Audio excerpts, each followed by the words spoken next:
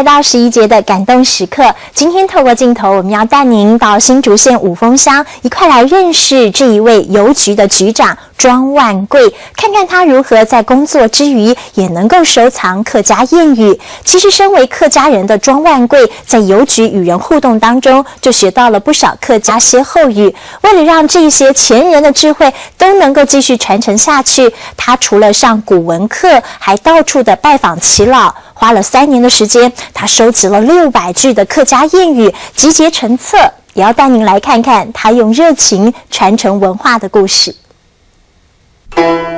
节节复节节，木兰当虎节，不问技术上，未问唔谈色。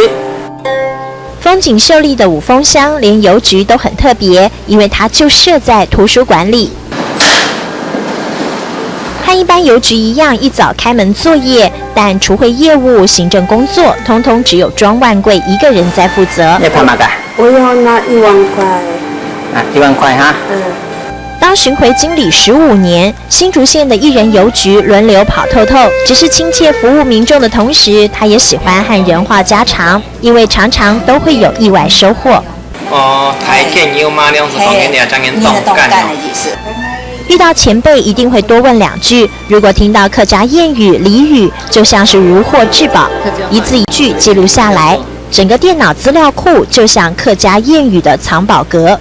一事无成，我哋客家话说10走9不先。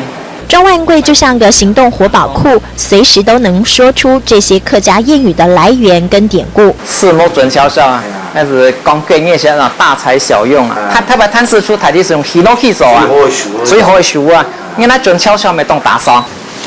邮局里唯一负责送信的邮务士也是庄万贵的学生，遇到了不了解的客家谚语，一定会开口问个清楚。其实有很多客家谚语来讲哦，你没有实际去听，一般人都根本听不大懂，除非有老师给你解释出来，才会听得懂。对庄万贵来说，这些客家谚语拥有前人智慧，怕它走入历史，所以庄万贵花了3年收集600多句的谚语，编辑成册，集结出书。出差时主任，我有生不逢时候。为了让客家后辈也能懂得这些客家歇后语，庄万贵花了很大的功夫，经常到图书馆里走一走，不断找资料，就是要看看有什么词汇是客语没有办法翻译的。他常常拿成语字典、唐诗或者是千字文测验自己的能耐。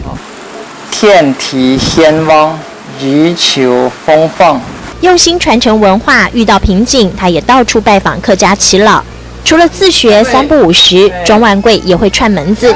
打给我们全门什么天气冻好，天气很恶劣，打狗他都不出门啊。从聊天当中，庄万贵希望教学相长，更希望大家能够让客家谚语也融入生活当中。云深山涧的五峰聚落，庄万贵赋予一人邮局满满能量，用心服务乡里，热情钻研客语，3年600句的谚语，咀嚼感动时刻。